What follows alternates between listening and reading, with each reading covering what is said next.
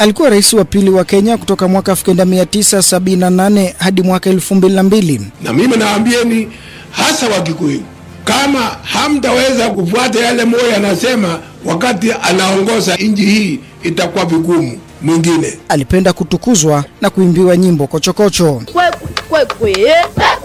shambani mwanyayo nazilimwe cheza na uru wangamize Jaribio la kuipindua serikali yake mwaka 1982 lilimbadilisha pakubwa na kuwa kiongozi mkali asiye na mfano. Mengi alisema juu ya Moi. Iko siku watu watasema na yatakuwa ya kweli. Haya ni makala maalumu ya Kiriri cha siasa, na majira haya tunaangazia hatua tangulizi siasani, urais wa Kenya na maisha yake hata baada ya kustaafu. Daniel Toroitich Arap Moi aliaga dunia mwaka 2020. Daniel Toroitich Arap Moi alizaliwa mwaka 1924 kijijini Kurengo, wilayani Baringo nchini Kenya. Babake alikuwa mfugaji, na ni kutokana na hilo ndipo Moi alipewa jina la Toroitich ambalo kwa lugha ya Kituren linamaanisha karibisha ng'ombe nyumbani. Babake mzazi alifariki wakati Moi akiwa na miaka 4, na jukumu la malezi yake kutoka hapo likabebwa na kaka yake ambaye alimshawishi kwenda shule ili kumkinga dhidi ya umaskini na udhalimu kwenye utawala wa koloni. Moi alianza masomo yake katika shule ya African Inland Mission Kabartonjo, na alikuwa anatembea jumla kilomita 45 kutoka nyumbani kuelekea shule kila siku. Miaka 4 baadaye alihamishwa na kupelekwa shule ya Africa Inland Mission Kapsabet, na ilikuwa muda mfupi tu baada ya kubatizwa na kupewa jina la Daniel mwaka 1936. Baada ya kuhitimu masomo ya shule ya msingi, Moi alitaka kujiunga na shule ya sekondari ya Alliance, lakini akakataliwa na maafisa wa ukoloni, na hapo akaamua kujiunga na chuo cha walimu, na alipohitimu aliteuliwa kuwa mwalimu mkuu katika shule ya Kabarnet, na mwaka 1949 alihitimu na kupandishwa daraja. Mwaka 1950 Moi alifunga ndoa na mpenzi wake wa siku nyingi Helena Bomet, na akajaliwa kupata watoto 8. Mwanzoni mwa miaka 50 vuguvugu la kudai uhuru nchini Kenya lilipamba moto, na mwaka 1955 Daniel Arap Moi aliwasaidia wapiganaji wa Mau Mau waliokuwa chini ya kamanda Daniel Njuguna kwa kuwapa chakula, pesa na makazi kwa muda wa wiki 2 kutokana na kujitolea kwao katika kupigania uhuru wa Kenya. Kufikia mwezi Oktoba mwaka 1955, Moi alipiga hatua yake ya kwanza katika siasa baada ya aliyekuwa mbunge wa Rift Valley siku hizo Joseph Ole Tomemo kujiuzulu na yeye kupata wadhifa huo. Japokuwa hakujua kilichokuwa kikimsubiri, Moi alikumbatia nafasi hiyo mpya kwa ujasiri, na mwaka 1956 aliwasilisha muswada wa kwanza mbele ya baraza la wabunge wa LegCo, ambapo alipigania walimu wa Kiafrika kuruhusiwa kuunda miungano yao. Kilichomsukuma kufa kupona kupigania haki za walimu ilikuwa kipindi cha ukoloni. Walimu walikuwa kilimbikiziwa masharti makali na mazingira magumu ya kazi. Juhudi zake hizo zilizaa matunda, kwani mwaka 1957 chama cha walimu cha KNUT kilisajiliwa na serikali ya ukoloni ya Uingereza. Moi alijipigia debe kama kiongozi shupavu aliyekuwa akijali maslahi ya Wakalenjin, na mwaka 1959 alipaza sauti kutaka mzee Jomo Kenyatta na viongozi wengine waliokuwa wamekamatwa na koloni kuachiliwa huru kutoka kizuizini. Kufikia mwaka 1960 Moi aliongozana na viongozi wengine wa Kenya kuelekea London katika kongamano la kujadili marekebisho ya katiba. Moi aliwakilisha chama cha KADU ambacho kilipendekeza mfumo wa majimbo, kikihofia kuwa mfumo wa serikali moja ya taifa ungedhibitiwa na KANU ambayo ilipinga majimbo na kuunga mkono serikali moja ya kitaifa. Kiongozi wa KADU siku hizo alikuwa Ronald Ngala, na alisema kupitia serikali ya majimbo haki za jamii ndogo zingelindwa. Licha ya KANU kushikilia kidete hoja zake, hata na hivyo mapendekezo ya KADU yalifaulu, kwani kulipatikana bunge la ngazi 2, moja likiwa lile la Senate na jingine likiwa la wabunge. Kuundwa kwa chama cha KADU mwaka 1960 kuliinua kutetea haki za jamii ndogo kama vile za Kamatusa, Kalenjin, Maasai, Turkana na Samburu. Wakati huo ilihofiwa kuwa jamii hizo zingenyanyaswa na jamii kubwa za Wajaluo na Wakikuyu ambao walikuwa wengi siku hizo katika chama cha KANU. Chini ya uongozi wake ndani ya chama cha KADU, Daniel Toroitich Arap Moi alitaka kuwepo kwa sura ya kitaifa katika shughuli za kisiasa za chama hicho, na kufikia mwaka 1963 Kenya ilisherehekea uhuru wake wa kujitawala kwa ndani. Na hapo mzee Jomo Kenyatta akaweka kando uhasama kisiasa uliokuwepo baina ya KANU na KADU na kuanza kumtupia jicho Daniel Arap Moi ambaye ushawishi wake katika siasa ulikuwa ukizidi kuonekana. Mzee Jomo Kenyatta alimrai Moi na kuunganisha pamoja vyama vya KADU na KANU mwaka 1964. So I find painful to speak about Mzee Jomo Kenyatta, who has been my father, my teacher. Hata na hivyo chama kipya cha KANU hakikufurahia uhuru wake kwa muda mrefu, kwani makamu wa rais wa chama hicho Jaramogi Oginga Odinga alitofautiana na mkubwa wake Rais Jomo Kenyatta na kuunda chama kipya cha Kenya People's Party KPU mwaka 1966 na kujizolea umaarufu mkubwa mkoani Nyanza. Chama cha KANU hakikuchukulia kwa urahisi chama kipya cha KPU na hapo ikabadili katiba ili kuruhusu uchaguzi wa mapema na KPU ikapata viti vichache vya wabunge kutoka mkoa wa Nyanza. Kama hilo alitoshi, mzee Jomo Kenyatta alimtia ndani ya Oginga Odinga na maafisa wengine wa KPU baada ya kuibuka vurugu huko Kisumu wakati ufunguzi wa hospitali ya Russian ambayo ilijengwa kwa juhudi nyingi za Oginga Odinga. Sisi tunakuja hapa kuwaletea bahati, kuwaletea hospitali ambayo ni ya kutibu wananchi, na kuna vinyangarika wa KPU wanasuputu kuja hapa na kusema maneno machafu. Mimi nafurahiwa sana kuona rafiki yangu Odinga ambaye ndiye mwongozi wa hawa watu yuko hapa, na mimi ningesema kama si heshima ya urafiki wetu na wewe Odinga, mimi ningesema utiwe nguvuni leo. Waangalie nani anatawala nchi hii, kama ni KANU au ni vinyangarika wengine wanatawala nchi hii.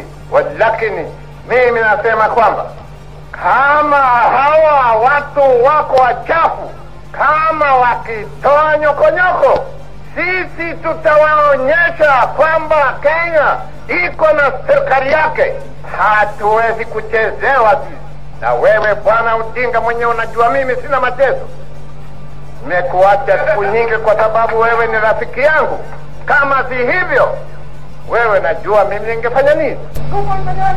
Hapana, kazi yako kuniambia nitupe wapi. Mimi najua mwenyewe. Hatuwezi kukubali hata kidogo mtu au vikundi vya watu kutuchezea kama Odinga. Juavyo wewe, tulikuwa na wewe pale, mimi nikwambia kwamba mimi nitaangusha Ngereza. Nilisema hivyo sikusema, kasema tutawaangusha. Itakuwaji vinyangarika hapa na waweka kidogo dudu kuja kucheza na serikali hapa. Wakanye hawa watu wako, kama sivyo tawa na mtema kuni. Na mimi sina machezo hata kidogo. Kufikia mwaka 1969 Rais Jomo Kenyatta alikipiga marufuku chama cha KPU na kuanzia hapo Kenya ikiingia rasmi katika mfumo wa chama kimoja cha KANU.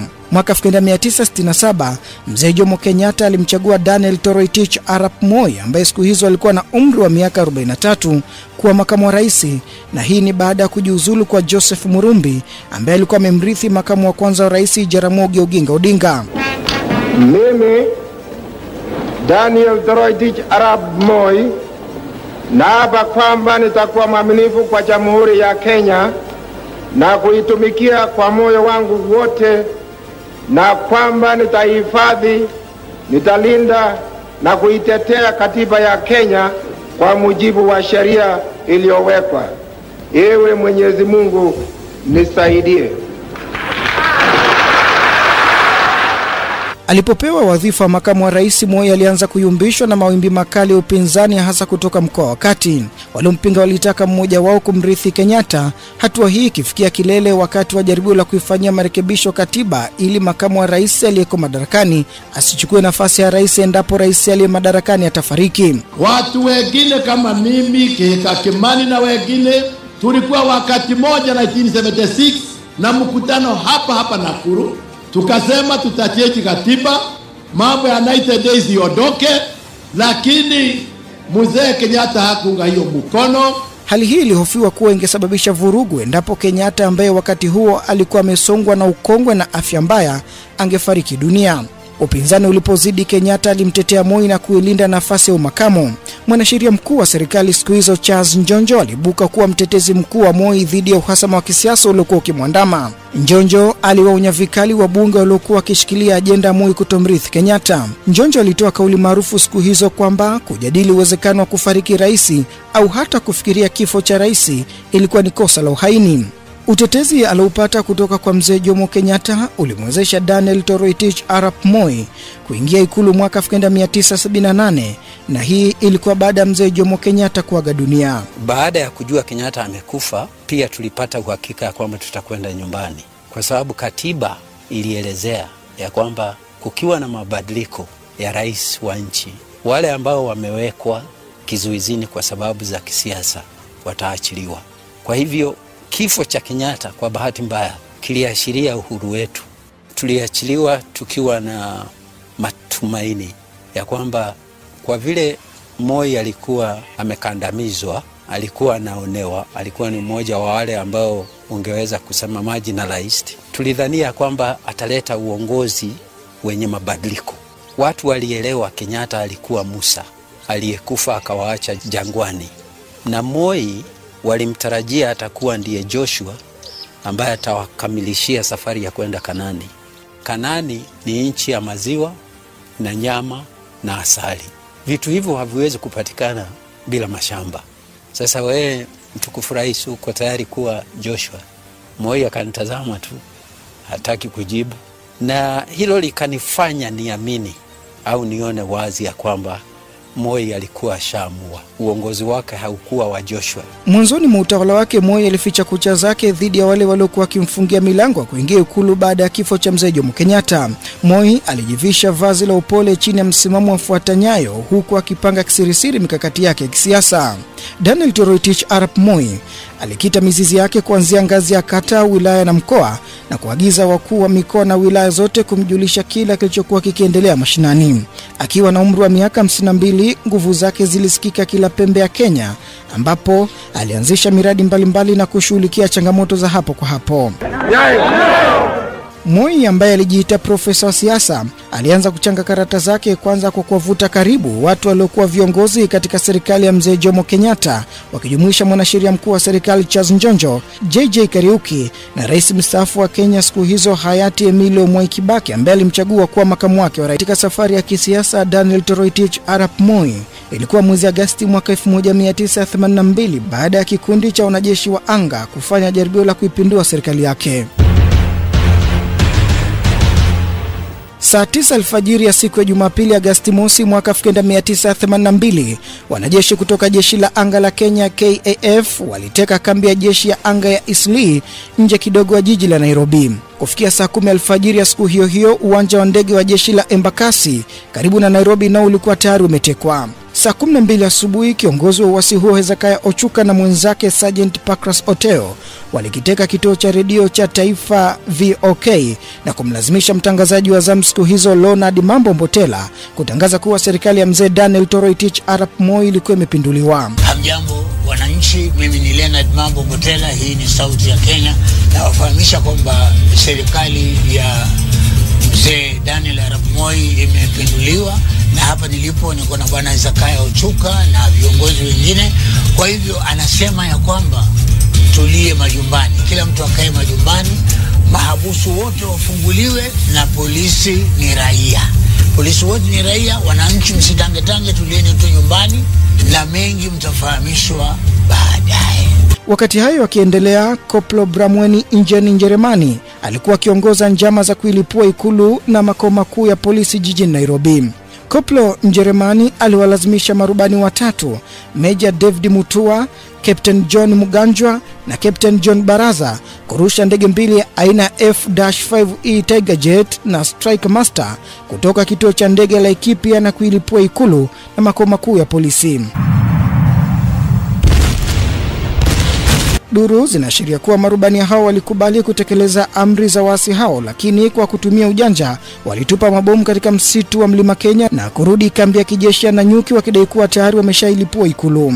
Kiongozi wa mapinduzi Senior Private Grade 1 Hezekiah Ochuka alitawala Kenya kwa muda wa saa 6 tu kabla majeshi matiifu kwa Daniel Toroitich Arap Moi kumrejesha madarakani, yakiongozwa na mkuu wa jeshi la ardhini siku hizo Major General Mahmoud Mohamed. Toka nyuma, kuja! Kuja hapa kwa barabara, walimu! Kuja! Toka mbele! Kamara!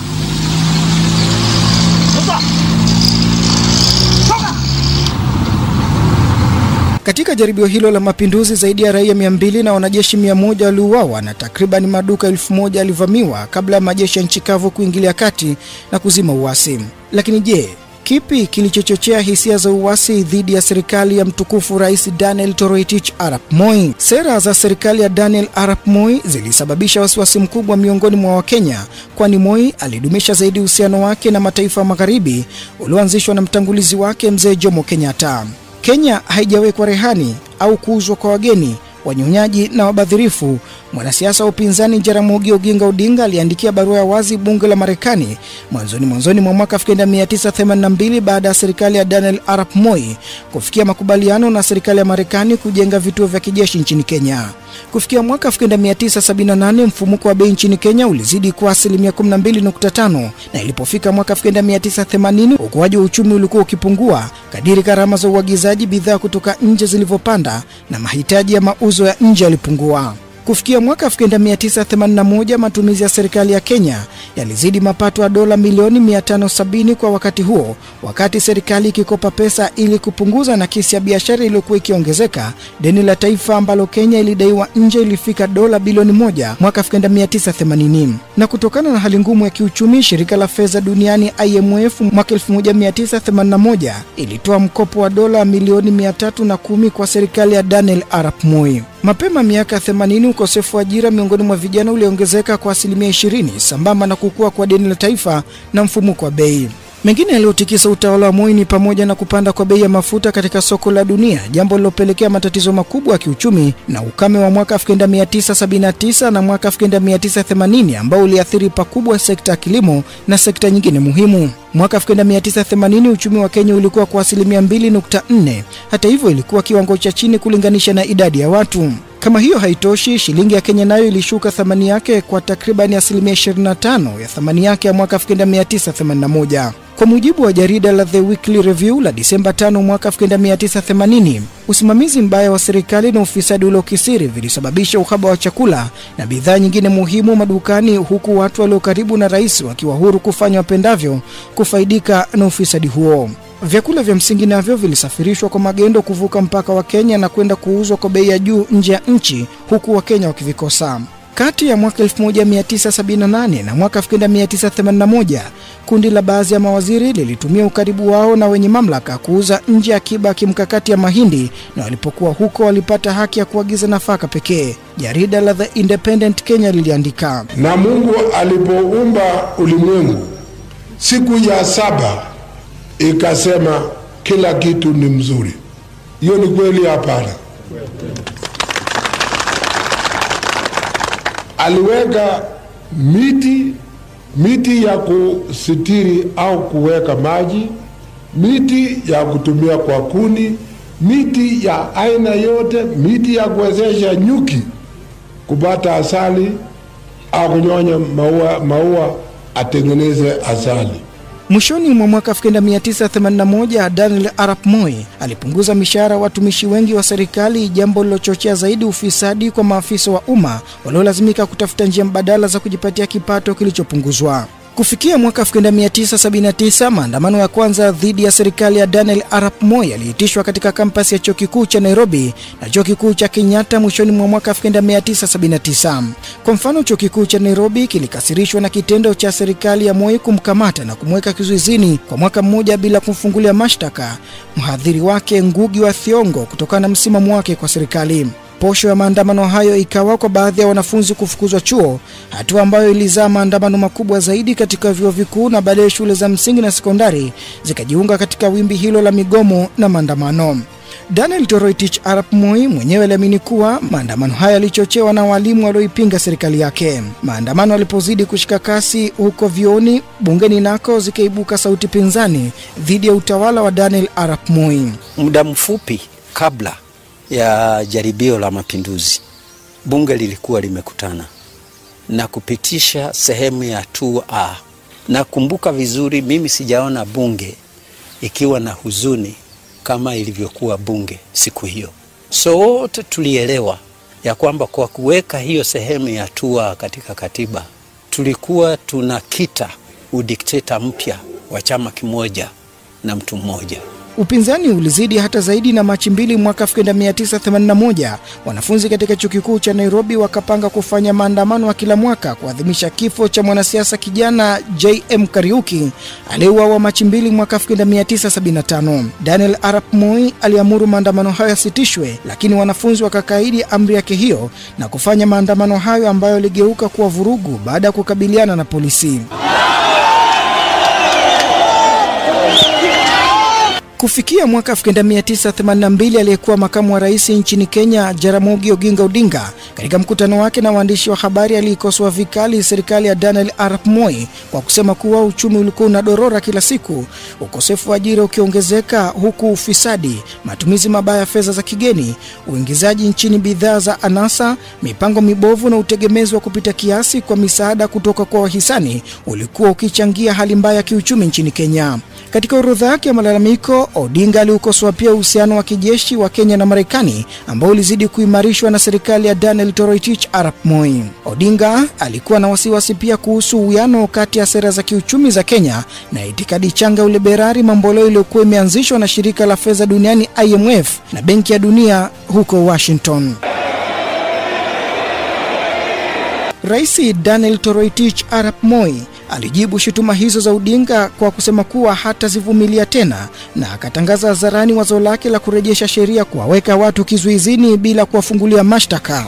Labda wakati umefika wa kuchukua hatua hii, Daniel Toroitich Arap Moi alinukuliwa na jarida la The Weekly Review la Aprili 23 mwaka 1982. Hata na hivyo, Jaramogi Oginga Odinga kutishika na onyo hilo la Daniel Toroitich Arap Moi, na badala yake alitumia ziara yake nchini Uingereza mwezi Mei mwaka 1982 kwa kuambia chama cha Leba kuwa chama kingine cha siasa nchini Kenya kilikuwa muhimu kuanzishwa ili kunusuru nchi hiyo kutoka kwa utawala wa Moi. Mifumo hii ya chama kimoja inawapa marais kujidai na kujipa nafasi ya kutunga na kusimamia sheria. Wanatawala kwa amri na kauli zao wenyewe, wanajiundia vikundi vya watu kuwaunga mkono na kunyonya umma, Jaramogi Oginga Odinga alisema katika mkutano wake na chama cha Leba huko Uingereza. Leo asubuhi ya leo nilipokea simu kutoka Ulaya, na huyu mtu ambaye alipiga hiyo simu akaniambia nimletee salamu zake zaidi, na huyo mtu ni rafiki wetu Bwana Kenneth Matiba. Mjini Nairobi, mwanasiasa George Anyona alifurahishwa na kauli hizo na kusema kuwa chama kingine cha siasa kilikuwa cha lazima ili kuepusha nchi kutumbukia kwenye dhuluma chama kimoja. George Anyona na wanasiasa wengine upinzani walitangaza hadharani kuwa chama cha KANU kilikuwa tishio kubwa zaidi kwa demokrasia ya Kenya, kauli ambazo zilimtisha pakubwa Rais Daniel Toroitich Arap Moi. Viongozi wa wanafunzi nao walitoa wito kwa KANU na serikali yake kuheshimu katiba ya Kenya, hasa kifungu kinachotoa haki kwa Wakenya kuunda au kuwa na chama chochote cha kisiasa wakipendacho. Hata na hivyo, mzee Daniel Arap Moi alipuuzilia mbali maonyo hayo. Unaweza kusema Moi mbaya na nini, yamesemwa mengi. Kama Moi angetaka kukoroka dunia hii, si mnaweza kukoroka dunia hii. Lakini mimi mpole kama vile nilivyo, napenda watoto, napenda wananchi kwa jumla. Kama hamtaweza kurekebisha ufuate yale Moi anasema wakati anaongoza nchi hii, itakuwa vigumu. Mtukufu Rais Daniel Toroitich Arap Moi alimkashifu Jaramogi Oginga Odinga kwa kujihusisha na siasa za mgawanyiko na propaganda dhidi ya mawaziri zinazolenga kuwagawanya watu wa Kenya, na ndio maana alifukuzwa ndani ya chama cha KANU. Moi alianza kuonyesha makali yake mwishoni mwa mwezi Juni mwaka 1982 ambapo aliagiza wanasiasa George Anyona, Mwangi Stephen na John Kamiwa kutiwa kizuizini bila kufunguliwa mashtaka. Wembe wa Moi uliendelea kukata hata zaidi, kwani mwezi Mei mwaka 1982 aliagiza baadhi ya wahadhiri wa vyuo vikuu nao kukamatwa kwa kuendesha siasa za upotoshaji na ghasia. Pale ulipo hutoki isipokuwa kwa dakika 30, 15 asubuhi na 15 jioni, wakati unaweza kutembea au unaweza kufua nguo zako. Chakula tulichopewa kilikuwa ni chakula ambacho hakikuiva, chakula ambacho kilikuwa na konokono, kina buibui, kina kila aina. Makusudi wanachukua konokono wanamweka kwenye mboga, au wanachukua mdudu mwingine pale wanamweka pale. Ndio ukitazama hicho chakula unasikia huwezi kimeza. Mtukufu Rais Daniel Toroitich Arap Moi kuishia hapo, kwani wabunge na wanasiasa wengine aliona hawaivi chungu kimoja, na yeye aliagiza watiwe ndani kwa madai kuwa walikuwa wakipanga njama za kuiangusha serikali yake. Kutoka leo kama mmoja wetu anawawa, sisi lazima zote milioni 23,999 lazima tuulize. Kadiri idadi yaliyowekwa kizuizini ilivyozidi kuongezeka, huku serikali ikidai kuwa itazidi kuwatia ndani watu wengine, baadhi ya wapinzani wa muda mrefu wa Rais Daniel Arap Moi walitishika na kuikimbia nchi ya Kenya. Duru zinaeleza kuwa sauti za wapinzani ziliponyamazishwa kabisa, mipango ya kuiangusha serikali ya Moi kwa njia ya kijeshi ilianza kusukwa. Mnamo mwezi Mei mwaka 1982 gazeti la Pambana lilisambazwa sehemu mbalimbali za jiji la Nairobi likiushutumu utawala wa Daniel Arap Moi kwa kusema kuwa umepanda mbegu za mfarakano na uadui miongoni mwetu na kupora fedha nyingi na utajiri wa taifa. Uhalifu wote huu umetekelezwa kwa jina la maendeleo na ustawi na migawanyiko isiyo kawaida badala ya upendo, amani na umoja. Huu si uhuru, ni ukoloni mamboleo, mwisho wa kunukuu. Hata na hivyo, gazeti hilo alikumtisha Rais Daniel Arap Moi na badala yake alihutubia Wakenya na kusema kuwa vita hivi sasa vitaendelea hadi tuisafishe nchi yetu. Adui ni kama panya anayetia sumu akilini mwa watu na sikuwa na njia nyingine ila kuwaweka kizuizini, mwisho wa kunukuu. Kufikia hatua hizi zikaanza kuwepo tetesi za kufanyika mapinduzi ya kijeshi, huku vitengo kadhaa vya usalama vikisikia tetesi hizi lakini vikachukulia tu kama uvumi, kama ilivyokuwa kwa tetesi za mwaka 1971.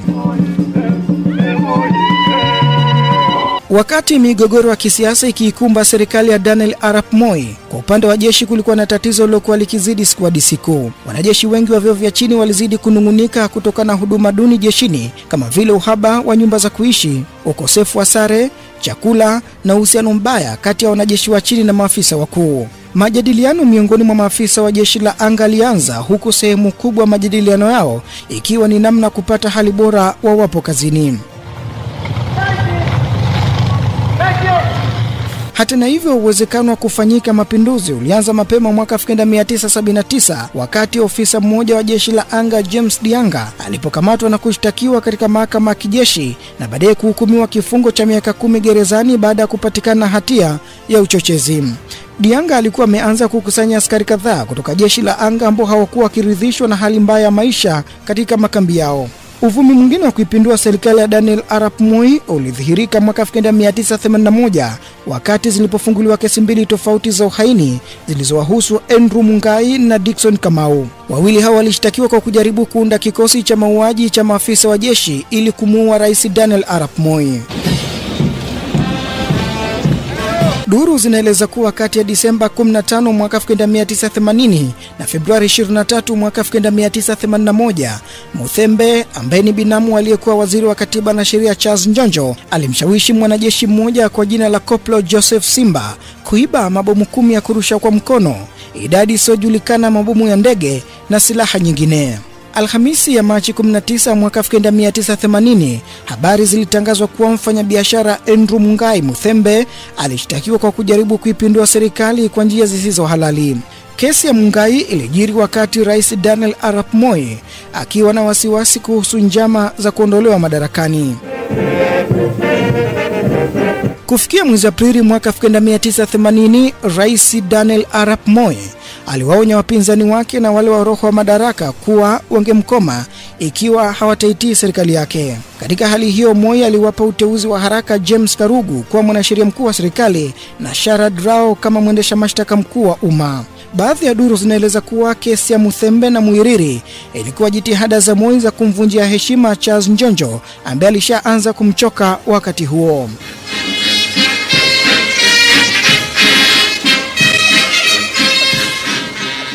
Kukamatwa kwa mwanajeshi wa anga James Dianga kulitibua mipango ya mapinduzi ya serikali ya Moi. Hata na hivyo, Machi mwaka 1982 mipango ilianza tena, na safari hii ikiongozwa na Hezekiah Ochuka ambaye alikuwa rafiki wa zamani wa Dianga.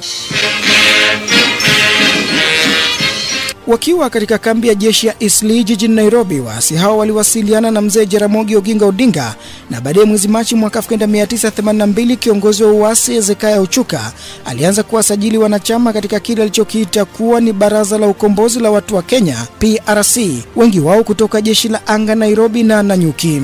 Mlinzi mkuu wa mzee Jaramogi Oginga Odinga, John Odongo Lang, yeye alipewa kazi ya kusimamia masuala ya usafiri wa vifaa siku ya mapinduzi. Mtoto wa Jaramogi Oginga Odinga ambaye sasa ni kiongozi wa upinzani nchini Kenya, Raila Amolo Odinga, yeye pia alijiunga katika njama hizo za mapinduzi, na kazi yake ilikuwa kusimamia mapinduzi na kuanzisha barabara ya Ngog siku ya mapinduzi hayo. Katika kitabu cha Stili Jihadi cha Robin De Silva, anasema kuwa Raila Odinga alijaribu kufanya mapinduzi lakini alishindwa, na katika kitabu cha Reflection Historical on Kenya cha Macharia Munene, anasema kuwa Raila Odinga alitoa hata gari lake kutumika kusafirisha wanajeshi waasi. Kati ya mwezi Aprili na mwishoni mwa mwezi Julai mwaka 1982, wapanga njama ambao wengi wao walitoka kabila la Wajaluo walipanga tarehe maalum ya mapinduzi na kuichagua siku ya Jumapili kwa madai kuwa siku hiyo haikuwa na shughuli nyingi na maafa angekuwa kidogo. Wajaluo waliharakisha njama za kumpindua Rais Daniel Arap Moi, kwani uvumi kuwa Wakikuyu nao walikuwa wakipanga njama za kumpindua Moi na kumweka Moi Kibaki zilikuwa zimeanza kuvuma kila kona ya Kenya. Kufikia mwezi Julai mwaka 1982, kiongozi wa mapinduzi Hezekiah Ochuka alifanya mkutano wa siri katika uwanja wa mpira uliopo karibu na uwanja wa Estate na kutoa maelezo jinsi mapinduzi yatakavyotekelezwa. Katika mkutano huo, Hezekiah Ochuka alisema kuwa harakati zao hizo za kuipindua serikali ya Daniel Arap Moi zilikuwa zikiungwa mkono pia na serikali ya Tanzania, Uganda na Sudani, na walikuwa tayari kutuma wanajeshi wao mipakani ili kukabiliana na upinzani wowote utakaojitokeza. Ochuka alienda mbali hata zaidi kwa kudai kuwa alikuwa na baraka za Urusi ambayo ingetuma meli ya Kisovieti pwani ya Kenya ili kukabiliana na upinzani wowote kutoka nje. Mapinduzi ya serikali ya Daniel Arap Moi yalipangwa kufanyika wakati idadi kubwa ya vitengo vya jeshi vikiwa mbali na jiji la Nairobi kwenye mazoezi yaliyokuwa yakifanyika katika mji wa Lodwar. Saa 12 asubuhi ya Agosti mosi mwaka 1982, matangazo yaliyokuwa yakiendelea katika redio ya taifa ya Kenya VOK yalikatishwa na mtangazaji Leonard Mambo Mbotela akatangaza mapinduzi ya serikali ya Rais Daniel Toroitich Arap Moi.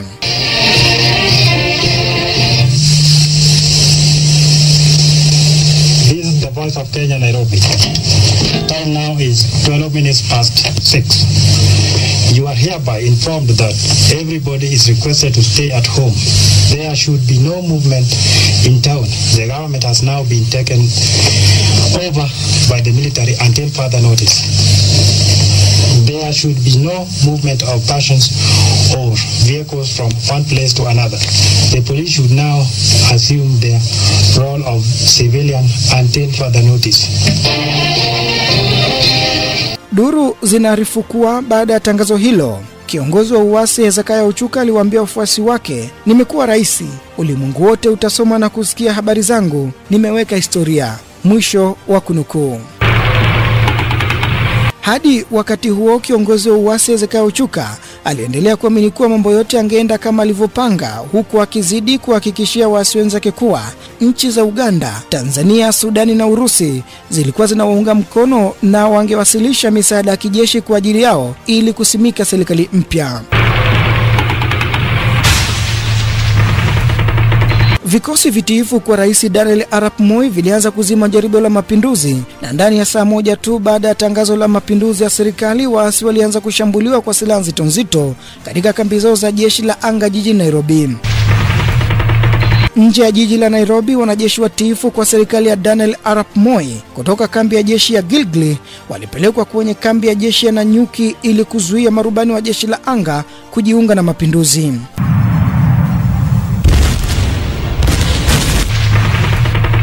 Baada ya makabiliano ya saa kadhaa na vikosi vya serikali, kufikia majira ya saa 4 asubuhi hivi, waasi walikuwa wameanza kushindwa, na saa moja baadaye sauti ikasikika tena redioni kuwa serikali ya Rais Daniel Arap Moi ilikuwa bado ingali madarakani. Wananchi wa Kenya, ni mimi tena yule Leonard Mambo Mbotela, niliwaambia kwamba serikali mpinduliwa. Nimerudi tena papa hapa kuambia kwamba mambo ni mazuri, mambo ni shwari, msikie wasiwasi, kaeni nyumbani mtulie. Niko naye hapa General Mahmud pamoja na afisa wengine wameshakomboa serikali. Nchi inaendelea vile vile, msikie wasiwasi. Kaeni majumbani mpaka mtakapotangaziwa baadaye. Tafadhali msitoke nje, kaeni majumbani tu mpaka mtakapotangaziwa baadaye. Kufikia majira ya saa 9 alasiri kabanika kuwa mapinduzi yalikuwa yameshindwa kabisa, na Rais Daniel Arap Moi akasikika redioni na kusema kuwa madaraka yake yamerejea na kuwataka wananchi kuwa watulivu. Nataka niseme kwamba yale yaliyotokea leo asubuhi kwa muda mfupi iliyoletea wananchi wasiwasi mwingi, sasa imeangamizwa na jeshi letu la nchi kavu na polisi, na nawashukuru kwa juhudi zao za kuangamiza hawa maharamia ambao waliweka wananchi katika hali ya wasiwasi. Nataka niseme kwamba mambo kama haya ambayo yalitukia, wanajeshi la angani ambao walijichukulia madaraka ya kuharibu yale yote tunayotaka kufanya. Na kwa hivyo tulieni mahali popote mliko, angalieni kwamba mnafanya kazi zenu za kawaida, lakini kutoka leo saa 12 mpaka saa 1 kesho asubuhi kutakuwa kuna curfew. Yaani hakuna mtu ambaye anatembea katika mji wa Nairobi kutoka saa 12 leo jioni mpaka saa 1 kesho asubuhi. Pia curfew itakuwemo Nanyuki, na itaendelea mpaka serikali itangaze ni siku gani curfew itakomeshwa. Baada ya jaribio la kumpindua Rais Daniel Arap Moi kutibuka, kiongozi wa uasi Hezekiah Ochuka na mwenzake Sergeant Pakras Oteo waliwateka baadhi ya marubani na kuwataka kurusha ndege kuelekea Dar es Salaam, Tanzania. Changamoto ile wakabili ilikuwa hawakuwa na vibali vya kuingia Tanzania, hivyo walipokaribia uwanja wa ndege wa kimataifa Mwalimu Julius Kambarage Nyerere jijini Dar es Salaam, serikali ya Tanzania iliwakatalia kutua hadi pale rubani alipotangaza kuwa yupo katika hali ya dharura, kwani alibakiwa na mafuta ambayo yasingemwezesha kubakia angani kwa dakika 10 zijazo, hivyo anaomba kutua kwa dharura, ombi ambalo lilikubaliwa. Baada ya kutua jijini Dar es Salaam, kiongozi wa uasi Hezekiah Ochuka aliomba hifadhi ya kisiasa kwa Tanzania kwa kudai kuwa alikuwa mwenyekiti wa Baraza la Ukombozi la Watu wa Kenya, na ndio maana ameikimbia Kenya kama mkimbizi wa kisiasa. Kufikia Agosti 12 mwaka 1982, naibu mkurugenzi wa mashtaka nchini Kenya siku hizo Sharad Rao aliomba serikali ya Tanzania kumkamata Hezekiah Ochuka na wenzake na kuwarejesha Kenya, lakini kufikia Septemba 21 mwaka 1982, mahakama kuu ya Tanzania ilitupilia mbali ombi hilo la Kenya la kutaka wakimbizi hao wa kisiasa kurejeshwa Nairobi. Toka nyuma, kuja hapa kwa barabara walipo.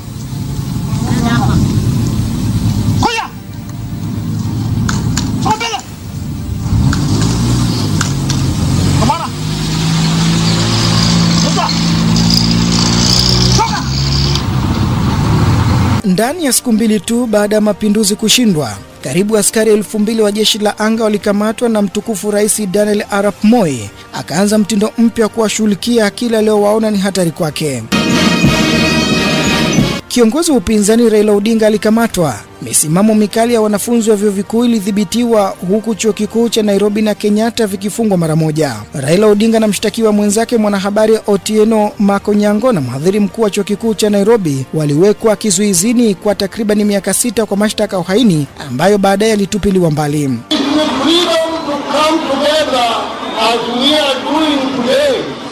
Wakati kesi dhidi ya Raila Odinga ikiendelea, babake Jaramogi Oginga Odinga alitajwa kwa kufadhili waasi na akawekwa chini ya kifungo cha nje kwa miezi kadhaa.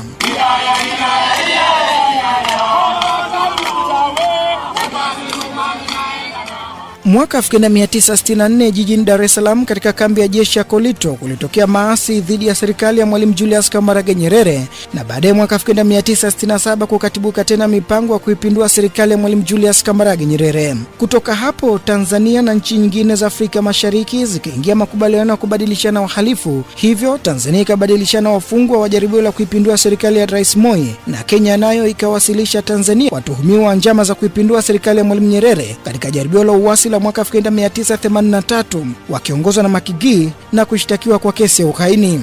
Kufikia mwezi Novemba mwaka 1983 kiongozi wa uasi Hezekiah Ochuka na mwenzake Pancras Oteyo walirejeshwa nchini Kenya baada ya makubaliano ya marais wa nchi tatu za Kenya, Tanzania na Uganda kwamba wahalifu wasipewe hifadhi ya ukimbizi.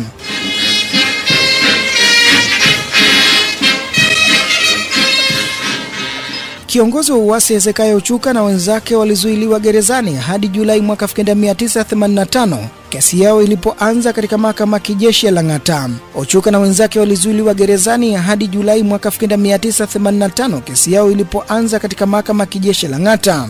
Ochuka na wenzake walikutwa na hatia ya uhaini na ilipofika Julai 9 mwaka 1987 waliuliwa kwa kunyongwa katika gereza kuu la Kamiti.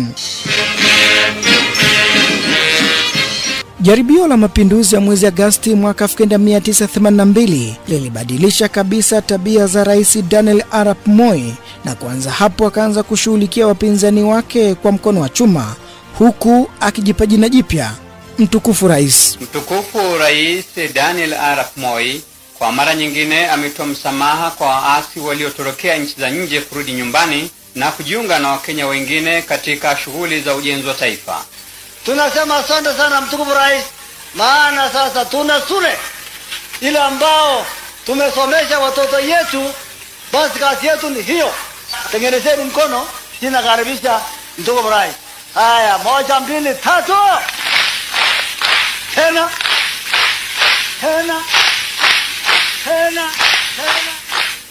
Mwafrika hajafahamu kwa nini alijipigania uhuru. Na Moi kwetu akisema utapata kazi, unapata kazi. Akisema usipate, huwezi pata. Akisema utakufa, hata kama wewe si mgonjwa, utakufa. Akisema nini kinafanyika. Hakukuweko na mpinzani au mtu wa kuzuia. Kimataifa ni kuwa kwa miaka mingi utawala wa Rais Daniel Arap Moi ulijulikana kama mshirika mkuu wa mataifa ya Ulaya na Marekani, akidhuru mara kwa mara mataifa hayo na hata kuvalia mavazi nadhifu kutoka ukaibuni.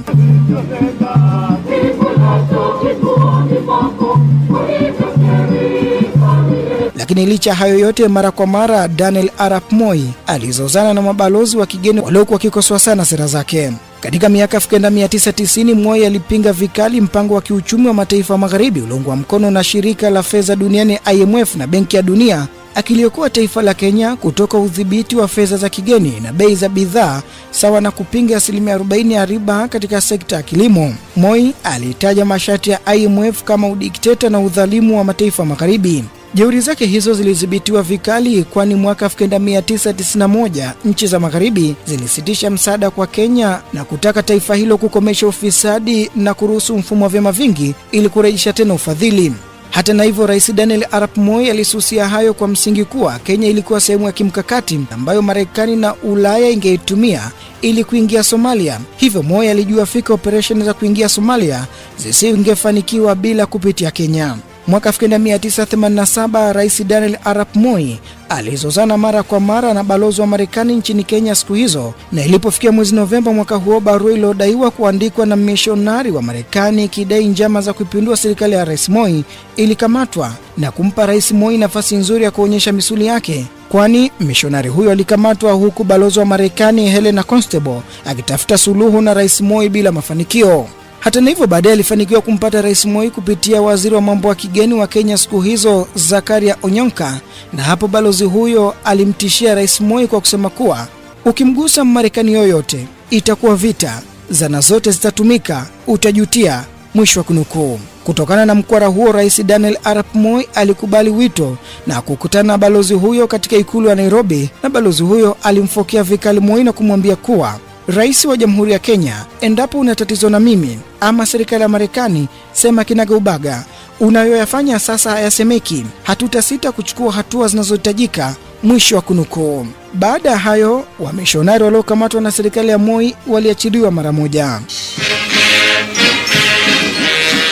Hata na hivyo, uhusiano wa serikali ya Rais Daniel Arap Moi na wanadiplomasia wa Marekani ulizidi kupitia pandashuka nyingi baada ya balozi Smith Hemiston kusema kuwa mfumo wa vyama vingi ulikuwa njia pekee ya kuikomboa Kenya. Baada ya kauli hiyo, Rais Moi alisitisha mipango yote ya kuzindua kwa mara ya kwanza kongamano la biashara la Afrika Mashariki na Marekani, na hilo likamfanya balozi Hemiston kutafuta mbinu mbadala za kumshurutisha Rais Daniel Arap Moi. Ilipofika mwaka 1992, balozi Hemiston aliongoza mabalozi wa mataifa yenye nguvu kubwa za kiuchumi kuondoka kwenye hafla moja iliyohudhuria Rais Daniel Arap Moi. Wakati akimaliza kazi yake nchini Kenya, Moi hakumuaga balozi huyo, ila alipokutana naye kwenye chochoro za ikulu wa Nairobi, alimwambia kuwa hakuwa na shida naye hadi pale alipoanza kuunga mkono upinzani. Mtu anayeimba ngoma ngine andama huyo, lakini raia ambaye hana lolote mkae pamoja na wao na kuna kitu chochote. Hiyo ndio mimi nasema, kwa sababu napenda umoja. Kama vile nilivyosema, mambo ya ukabila inavunja nchi. Hata na hivyo, ukanda wa mikwaruzano hiyo, Moi alisifika kwa juhudi zake za maridhiano na amani barani Afrika, na hasa kwa kuwa mpatanishi mkuu katika kutafuta mwafaka wa Sudani na Somalia. Moi anakumbukwa pia kwa juhudi zake za kurejesha amani nchini Uganda baada ya kupinduliwa kwa Dr. Milton Obote, ambapo aliitisha mkutano wa upatanishi jijini Nairobi kati ya Jenerali Tito Okello na kiongozi wa uasi siku hizo Jenerali Yoweri Kaguta Museveni.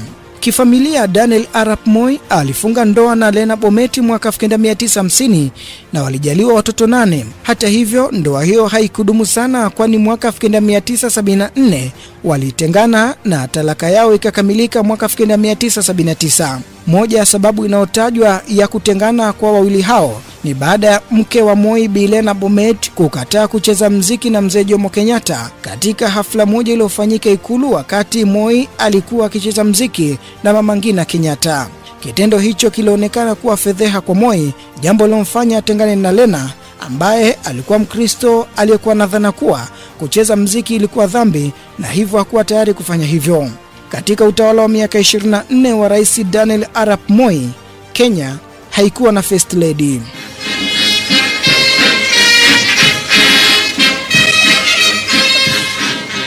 Kufikia mwaka 2002, Rais Daniel Arap Moi alistaafu rais baada ya kupata shinikizo kubwa kutoka kwa wananchi ambao hawakutaka aongoze muhula mwingine. Hali kadhalika ndani ya chama chake cha KANU hakuwa na mvuto tena, kwani katiba ikumruhusu. Ile demokrasia niliyosema mwaka wa 89 tarehe 24 ya kuwa demokrasia imeondokea katika dirisha, lakini siku ya leo tarehe 16 demokrasia ya Wanakenya imerudia katika mlango wa mbele. Wakati huo Moi alizaniwa kuwa angemteua Profesa George Saitoti aliyekuwa makamu wake wa rais, aliyehudumu katika wadhifa huo kwa miaka 13. Hata na hivyo, Moi alimpendekeza Uhuru Kenyatta kumrithi. Hatua ya kumchagua Uhuru Kenyatta ilionekana na wengi kama ya upendeleo, na mbinu tu ya kumfanya Moi kuendelea kutawala hata baada ya kustaafu, lakini pia Uhuru Kenyatta aweze kuficha mabaya yake aliyoyafanya katika utawala wake wa Nyayo. Wangeniuliza kama wangekuwa waaminifu kwangu, rais, umetaja kijana huyu ukitumia mambo gani kuwezesha arrive at that decision. Hata hivyo, hatua ya kumchagua Kenyatta kama mgombea urais kupitia chama cha KANU ili wafanya vigogo wengi kukihama chama hicho na kumuunga mkono Emilio Mwai Kibaki ambaye aliibuka mshindi na kuwa rais wa 3 wa Kenya.